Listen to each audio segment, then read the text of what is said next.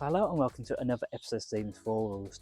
You might have noticed I've got something completely different in front of me today, and that's because I've done a bit of a swap with another YouTuber. So I've got Joseph from Lloyd Vehicle Consulting. Please do check out his channel.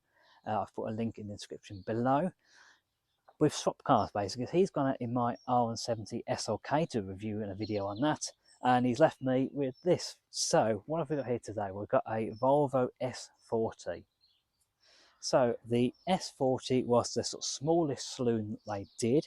They did two generations of this. They did the first generation 1995 to 2004. They then did this version, which obviously being a 2006 car, this is the second generation, from 2004 to 2012. And this is actually replaced by the V40, the hatchback. So interesting that they did a sort of small saloon, then changed it into hatchback now.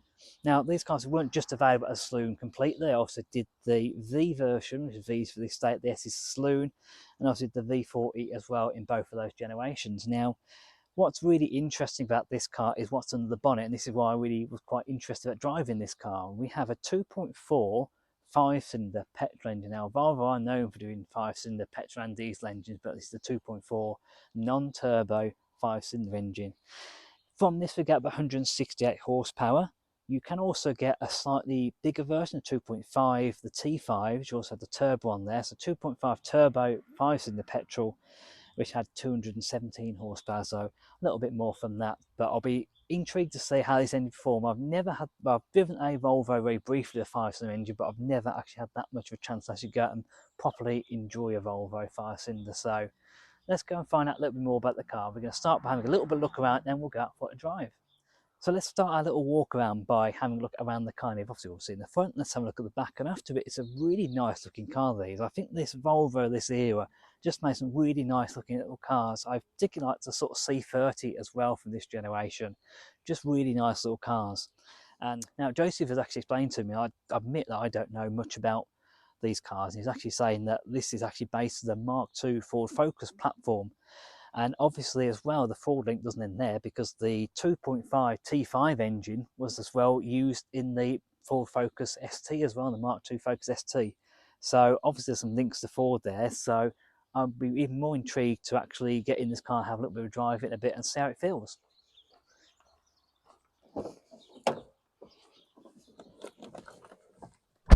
Oh, a reassuring thud there as I come into the interior of the Volvo.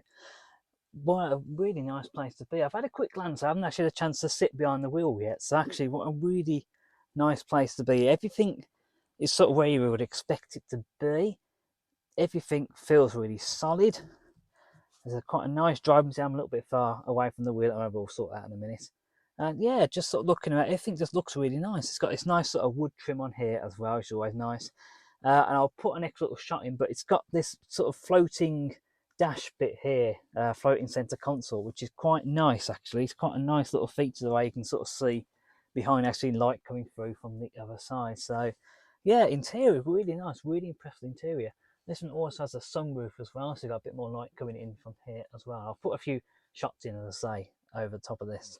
So I definitely think you actually have got some proper back seats to this car, even though it's actually based on a Ford Focus Mark II platform. I thought maybe it might be a little bit tighter inside, but these seats are actually quite far back, but there looks to be plenty of room for leg room actually in the back seats as well. So definitely could use this for 5 people actually. You've got the middle seat as well you can use. So I really like the exterior of this car. I really like the interior. I suppose the last thing I'm going to do now is actually go and take it for a drive. I'm going to have to move this seat forward. I'm sorry, Joseph, but you sit a little bit further away from the meal than me. So let's start it up then.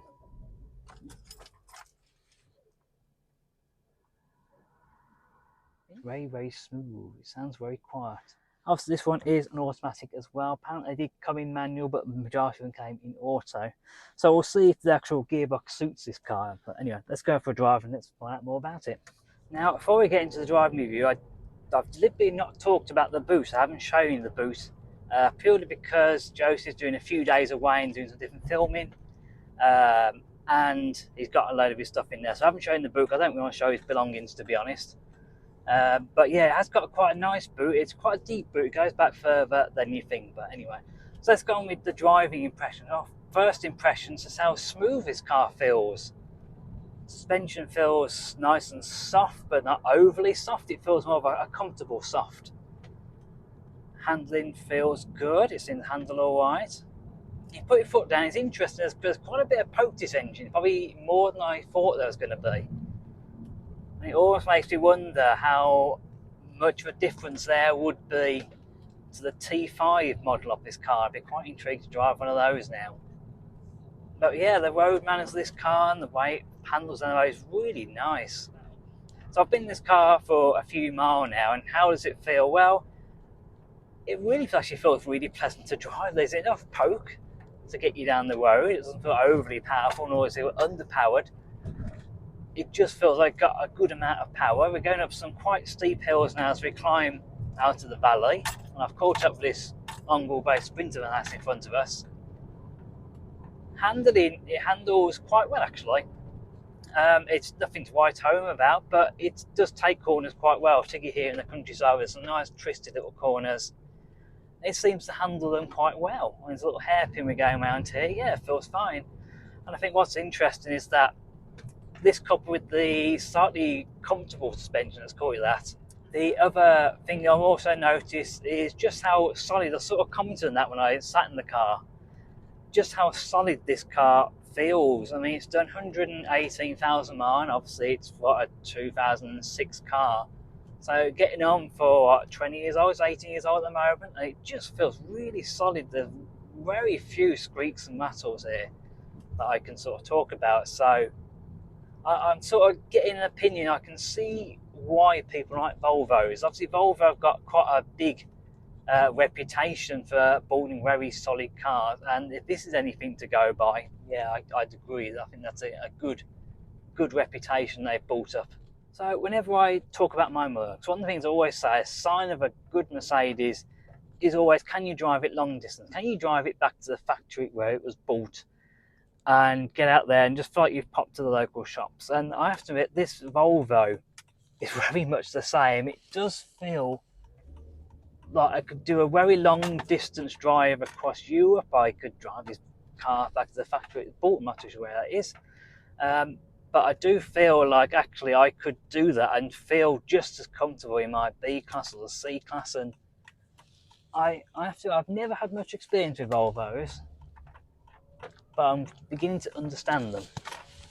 So I've never had that much to do with Volvos before. I've never been that interested in them. I'm slightly questioning why that is, because this is such a lovely car to drive just as a daily, and as something I'm thinking of my sort of B class as sort of a comparison, or my partner's 204 C class, and this drives equally as nice as those two.